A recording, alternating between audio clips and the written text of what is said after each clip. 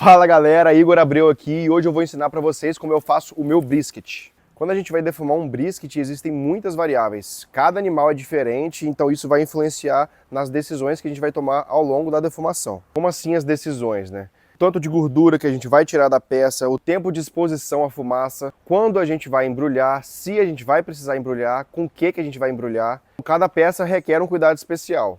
Vamos começar com a limpeza. O que a gente busca quando vamos fazer a limpeza da peça? Primeiramente, vamos tirar todas essas pelanquinhas, que mesmo depois de pronto, ela não vai ficar agradável. Segundo, a gente vai tirar o excesso de gordura.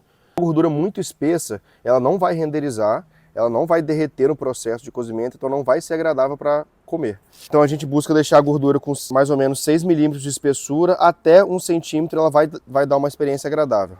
Aqui essa peça ela já veio bem limpinha, bem aparada, bem manuseada. Como a gente vai saber que a espessura da carne, se a gente só está vendo o exterior dela, vai ser muito pelo toque, pelo feeling, pelo sentimento mesmo. Aqui, por exemplo, eles começaram a fazer a limpeza, acharam que tinha uma gordura mais espessa e acharam a carne, pararam. Aí já me deu um bom indicativo aqui, ó.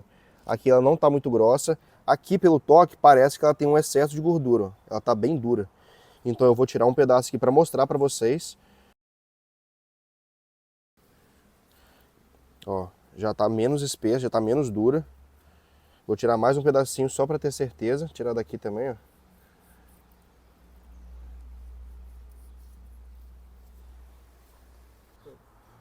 Essa parte aqui de fora, levantando, dá para perceber que ela tá com excesso de gordura aqui. Então eu vou virar a parte de baixo, que aí eu já consigo ver a carne e consigo tirar exatamente onde tem só a gordura. Vou tirar um pedacinho aqui. Não consigo ver a carne aqui, vou tirar mais um pouco. Vou novamente virar.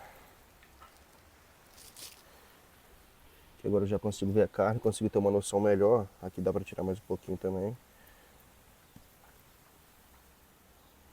Vou deixar essa capa de gordura aqui um pedaço para proteger a carne do calor direto. Mais um ajustezinho aqui, só para ficar igual. Vou tirar essa pontinha, só para deixar mais geométrico, mais sem pontas. As pontas elas tendem a ressecar no processo de defumação, então a gente tem que remover. Senão ela vai queimar, vai ficar seca, não vai ter uma experiência agradável. E a gente já passa ao ajuste da geometria, ou seja, do formato da peça. Como eu havia dito, as pontas elas tendem a ressecar, queimam e não é uma experiência agradável. Então, o formato a gente vai buscar sempre aparar essas, por exemplo, essa ponta aqui, ó. Ela está claramente uma pontinha que vai ressecar e não vai ficar agradável. Mesmo que eu deixe ela aqui para tentar ter um rendimento maior de carne, no final ela vai ser desperdiçada do mesmo jeito. Então aqui eu prefiro tirar e usar ela depois. Aqui eu vou deixar ela mais redondinha possível. Sem pontas. Aqui também já tá paradinho, vou tirar só essa pontinha aqui. Nem sempre você vai pegar uma peça já bem trabalhada, bem acabada assim. Então às vezes ela vai vir quadrada aqui, vai ter 2 pontas que vai ser bom deixar redondinha. Muitas das vezes vem um músculo que, além do peito aqui na frente, que é bom tirar também. Mas essa peça aqui ela já veio uma peça muito bem trabalhada. Aqui tem um pedaço de gordura grande que eu vou tirar também. E que não adianta eu ficar cavando muito ele, porque senão eu vou estragar a peça. Vou tirar só o excesso mesmo. Aquela pelanquinha que eu falei, é bom tirar. Agora essas membraninhas aqui não é obrigatório. No processo de defumação ela vai acabar cozinhando, praticamente sumindo, sem falar que essa vai ser a parte de baixo. Eu vou tirar aqui, só para vocês verem, mas por uma questão de acabamento, de estética. Caso você precise fazer um trabalho que conte muito a estética, mais do que o rendimento, aí é bom você tirar. Como vocês podem perceber, aqui a gente tem uma divisória do músculo do peito. Eu poderia tirar essa parte aqui, se eu quisesse fazer aquele trabalho mais estético, como eu disse. Aqui você vai ter a decisão de deixar ou retirar. Se ele fosse um músculo maior, que fosse atrapalhar aqui na geometria, eu tiraria. Como ele está só esse pedacinho aqui, praticamente nada, vai ser bom para ele proteger e tomar o primeiro impacto aqui e proteger a carne que vai estar atrás. A maneira mais tradicional da gente temperar o brisket é usando somente sal, pimenta do reino e fumaça, que é o principal tempero. Isso não é uma regra. Eu aconselho você a primeiro você começar com o tradicional e cada vez que você fizer, você adiciona um elemento extra. Pode ser um alho granulado, pode ser uma páprica. Nos Estados Unidos, muitas smokehouses gostam de usar açúcar, também um rub com açúcar. Então isso é de gosto pessoal. Aqui a gente vai de tradicional, sal com pimenta do reino. Esse sal que eu vou usar, sal de parrilha com pimenta do reino da Cantagalo, ele tem uma porcentagem de 10% de pimenta do reino. Ou seja, 90 gramas de sal, 10 gramas de pimenta.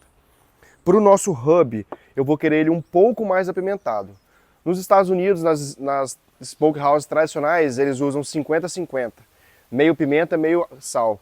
Mais para o gosto do brasileiro e para o meu gosto, eu acho que fica muito apimentado. A nossa pimenta é diferente da deles também. A pimenta deles é mais aromática, menos ardida.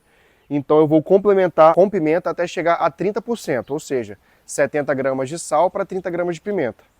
Para isso, eu vou fazer com pimenta do reino inteira e eu vou moer, vou triturar ela para a gente ter duas granulometrias. Uma vai ser uma mais fininha, mais pozinho, e a outra ela vai ser uma pimenta mais grossa, que é a que eu vou utilizar nesse preparo. A pimenta do reino, que geralmente é usada lá fora, ela é uma pimenta que tem essa granulometria 16 mesh, que eles falam, que é o tamanho do grão da pimenta. Só que ela é feita de uma maneira diferente, ela não é triturada. Difícil encontrar aqui no Brasil. Poucas empresas estão fazendo, está começando a se popularizar agora. Mas para você começar, você provavelmente vai ter que fazer igual eu vou fazer aqui. A gente vai triturar ela e peneirar, separar os dois grãos. A gente vai bater um pouco, peneira, o que ficar muito grosso por cima a gente volta, bate mais um pouco, peneira e vamos fazendo assim. Vamos lá, vou botar meio potinho.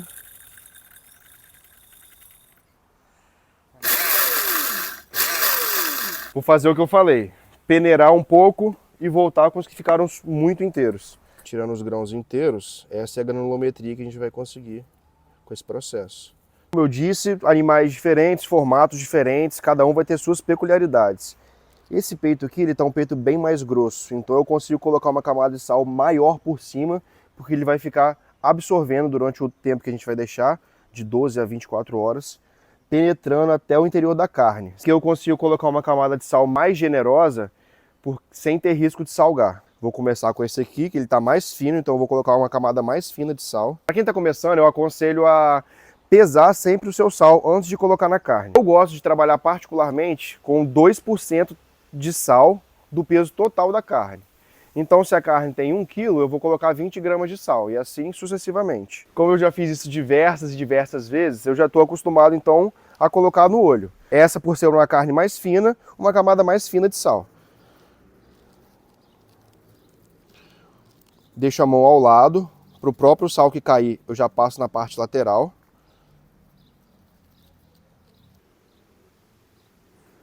Uma fina camada.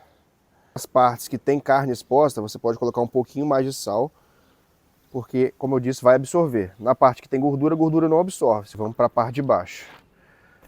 Parte de baixo, mais carne exposta, menos gordura. Camada mais grossa, vou ser mais generoso no sal.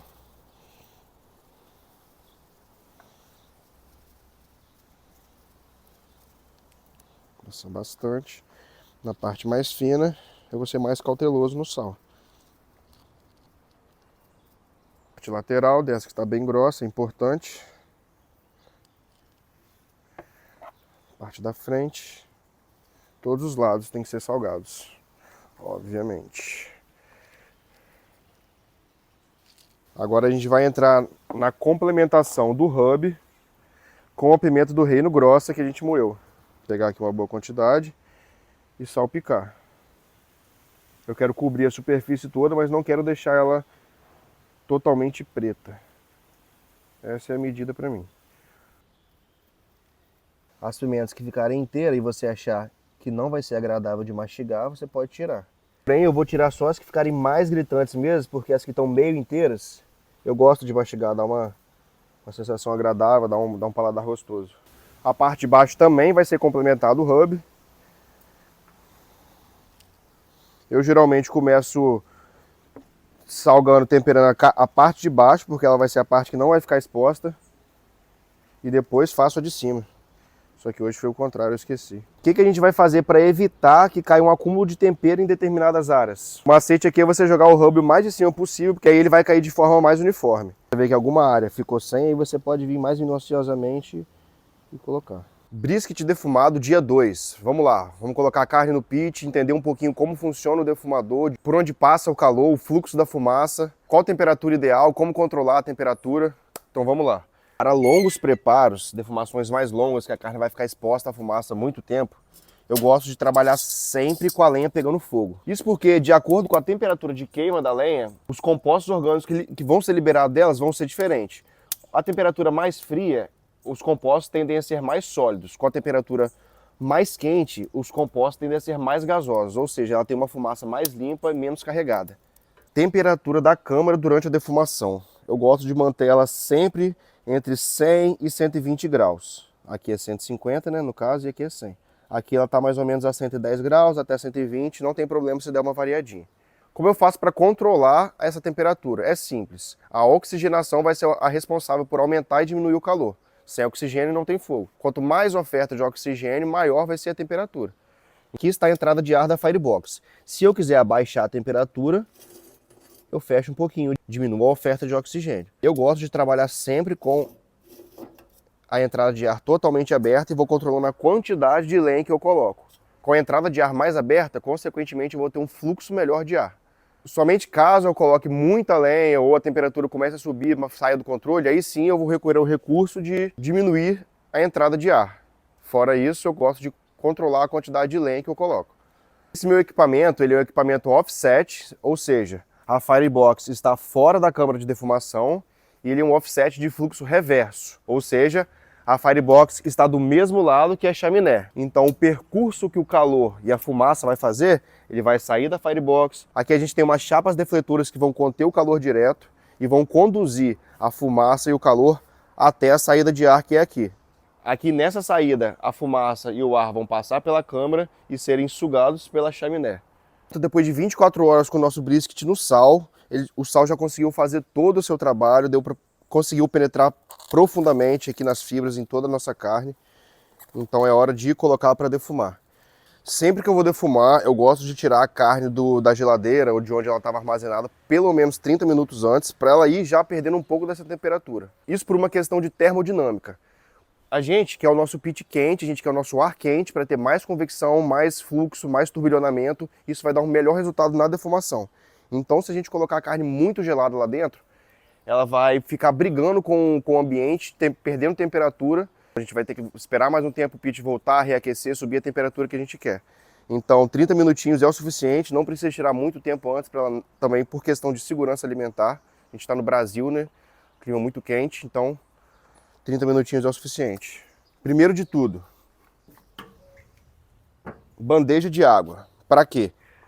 Ela vai conter o calor que vem direto da Firebox. Aqui está pegando fogo. Então, nessa parte daqui, naturalmente vai ter um calor direto que vai estar emanando daqui, ó.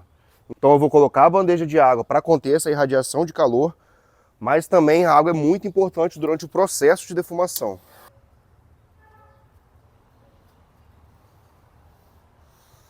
Vai manter a umidade para a carne não ressecar e vai ajudar a defumação a pegar melhor na carne. Vamos colocar o nosso brisket no defumador agora.